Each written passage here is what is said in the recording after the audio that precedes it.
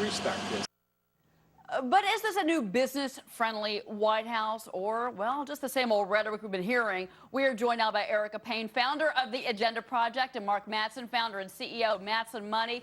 Hello, Mark. First to you. All right, you got Eric Schmidt at Google. He's a major donor, was a major donor when he was candidate Obama. You got GE boss Jeff Immelt, who's on the Economic Advisory Board. So, Mark, isn't this the same old cast of characters? This is total crony capitalism. This is a total PR move. In this recovery, excuse me, most of the jobs, the vast majority, have to come from small businesses.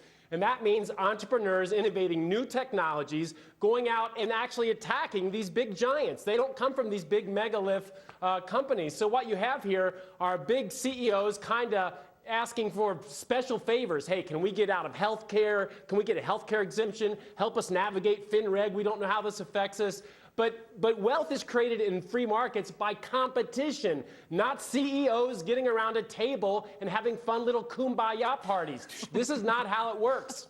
Erica, I mean, you know, right now they're probably beginning their Caesar salads or so there at the Blair House. But do you think that, because if you look at the list, it's really, for the most part, CEOs that in some way, shape, or form have already had a relationship with President Obama? Shouldn't he have invited maybe some more, I don't know, bank CEOs into this one today?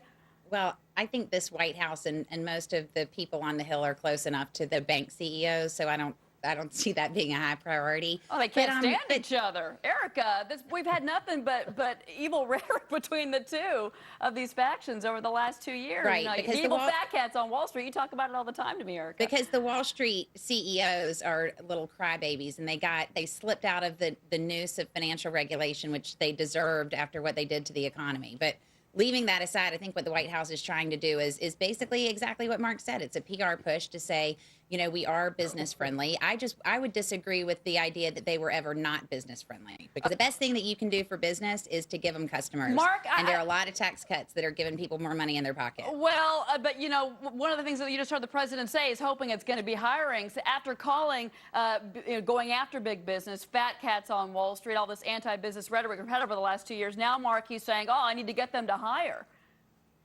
Well, the basis is that he believes, as many people do on the left, that the best way to grow the economy and to control wealth creation is through the federal government.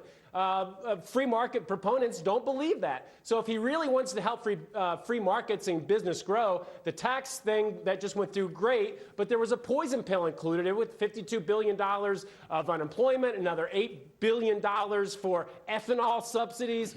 You got to get serious about reducing the deficit, because that's a toxic pill that's going to kill the economy long term. If you want to help small businesses and you want to get this thing growing, reduce the deficit, come out with a serious plan to get it down. When that happens, then I'll become a believer in Obama and free markets. Erica, go ahead, Erica. Yeah, well, Mark, I mean, you're just saying things that are conflicting with each other. So extending unemployment benefits to people to the 17% of people who are out of work, puts money in people's hands that they can then go spend at a grocery store, at the corner store, at the gas station. A lot of these places are small businesses. So that's actually good for small business. I mean, do you disagree with that? I do disagree with it. I think it's a disincentive to people to work. When I started my small business and I hired 7 people this year, we went from 30 to 37 employees. I made $12,000 the first year. You can now get up to $22,000 on unemployment. These people are unfortunately getting mired into this process where they don't grow. And I've heard you say many times that the most stimulative thing you can do is unemployment. Well, if that's true, then number 2 must be breaking windows and making people repair them and throwing money down a rat hole. Mark, unemployment does not create an economy that grows. Mark, let's go find the clip of me saying that unemployment is the most stimulative thing we can do, because I haven't said that. You said but it what many I times will right say, on the show. But what I will say to you is that extending unemployment benefits to people does give them money that they need to go spend on groceries and things like that, and that can help stimulate the economy. But I think the more important point is that what I'm hearing you say, we've got about 1 in 5 people who are out of work right now.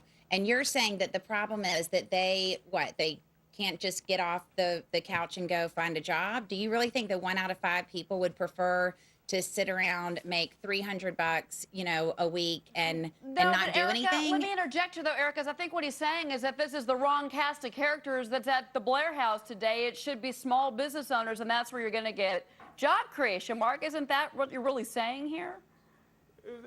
Absolutely. I mean, the small business guys are the ones that are going to get us out of this. The people up there right now are just vying and doing political back. You know, they're not even filming this. They're not even making this available. This president that wanted everything to be transparent isn't even putting a camera in the room so we can all hear these wonderful ideas how to save our economy. Come on. It's backroom deals, same as always. Well, Mark, I mean, you and I do have an agreement that I think there is an overly cozy relationship between big multinational corporations and government. There's no doubt about that, and it is across Democrats and Republicans. And if there is one thing that we could accomplish where two sides could come together, it would be to bring some of these free market principles back to our markets instead of having businesses hide behind the skirts of government and get a bunch of handouts that they don't need. A little so I agree kumbaya with that. for everybody. Right, Sure, but I would just say that, you know, the fact that the president is meeting today with 20 CEOs who employ, you know, hundreds of thousands of people collectively and are drivers of our economy, you know, maybe not to the extent that small businesses, but a driver, and it's a perfectly appropriate conversation for them to have. Erica Payne, founder of the Agenda Project, Mark Mattson, founder and CEO. Mattson Money, great to have you both on this Thanks a lot. Wednesday. Thanks, guys. Thanks, Cheryl.